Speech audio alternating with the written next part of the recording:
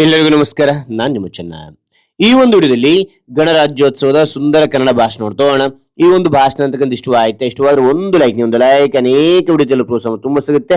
ಇನ್ನೊಬ್ರು ವಿಷಯ ಸಾಧ್ಯ ಇಂಥ ಅನೇಕ ವಿಡಿಯೋಗಳ ಚಾನಲ್ ಸಬ್ಸ್ಕ್ರೈಬ್ ಆಗಿ. ಹಾಗೆ ನೀವು ಯಾವ ರೀತಿಯ ಭಾಷಣ ಯಾವ ರೀತಿಯ ಪ್ರಬಂಧ ಬೇಕಂತೇಳಿ ಕಾಮೆಂಟ್ ಮಾಡಿ. ಆ ವಿಷಯಕ್ಕೆ ತಕ್ಕಂತೆ ನಾವು ವಿಡಿಯೋ ಮಾಡಲು ಪ್ರಯತ್ನ ಬರ್ತೇನೆ ಅಂತ ಹೇಳ್ತಾ ಹರೇ ಒಂದು ಭಾಷಣವನ್ನು ನೋಡ್ತಾ ತಿಳಿತಾ ಕಲಿತಾ ಹೋಗೋಣ ಬನ್ನಿ. ಈ ಭವ್ಯ ವೇದಿಕೆಯ ಮೇಲೆ ಆಸೀನರಾಗಿರುವ ಅತಿಥಿಗಳೇ, ಮುಖ್ಯೋಪಾಧ್ಯಾಯರೇ, ಶಿಕ್ಷಕರೇ, ಪೋಷಕರೇ ಹಾಗೂ ನನ್ನ ಎಲ್ಲ ಸ್ನೇಹಿತರಿಗೂ ಶುಭೋದಯ ಹಾಗೂ 77ನೇ ಗಣರಾಜ್ಯೋತ್ಸವದ ಹಾರ್ದಿಕ ಶುಭಾಶಯಗಳು.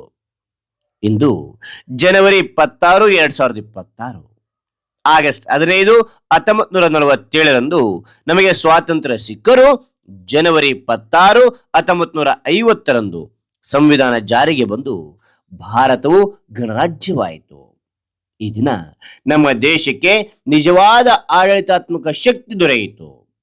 ನಮ್ಮ ಸಂವಿಧಾನವು ವಿಶ್ವದ ಅತಿ ದೊಡ್ಡ ಲಿಖಿತ ಸಂವಿಧಾನ.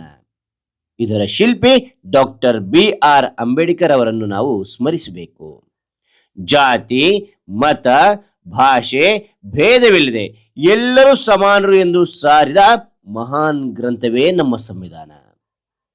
ಇಂದು 2026ರಲ್ಲಿ ಭಾರತವು ವಿಜ್ಞಾನ, ಆರ್ಥಿಕತೆ ಮತ್ತು ರಕ್ಷಣಾ ಕ್ಷೇತ್ರದಲ್ಲಿ ಅಪಾರ ಪ್ರಗತಿ ಸಾಧಿಸಿದೆ. ಇಡೀ ವಿಶ್ವವೇ ಭಾರತದತ್ತ ಗೌರವದಿಂದ ನೋಡುತ್ತಿದೆ.